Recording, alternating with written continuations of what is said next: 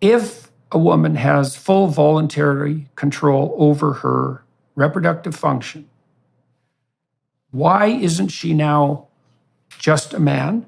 That's one question. Or what exactly distinguishes her from a man? Because one thing that distinguished her was her differential role in reproductive burden, and now that's been ameliorated, arguably, to some degree.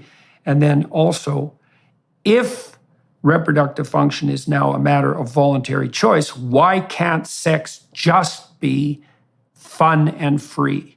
And I would say we've been wrestling with those two questions for 50 years and longer than that, insofar as there's been some form of reliable contraception, but it wasn't very damn reliable till the birth control pill kicked in. And so I think it is an open question to what degree can sex just be, fun and fancy free. And also it's an open question to what degree aren't women just now the same as men? And so, any comments on that whole line of inquiry are more than welcome. Well, that's the promise, right, of the sexual revolution, that by introducing this new technology shock, we do erase the differences between the sexes. And I think that to some extent, if you live a very modern life, it's not just the pill, obviously, that's changed in the last 60 years. We also have very different ways of working. People are much less likely to do manual work, at least in the West, than they used to be. We live much more mixed lives. There's much less homosexuality than there used to be. And so people are interacting in the workplace or whatever basically in an egalitarian fashion between men and women.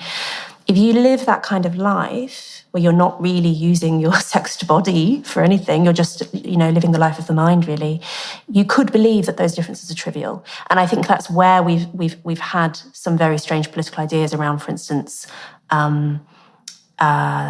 having biological males competing in women's sports, is seen to be a completely logical thing from people who do essentially live those lives, who probably haven't actually competed in sports. I mean, you'll notice that female athletes tend to be opposed to this because they tend to be completely aware of the fact that there are huge differences in performance between male and female athletes.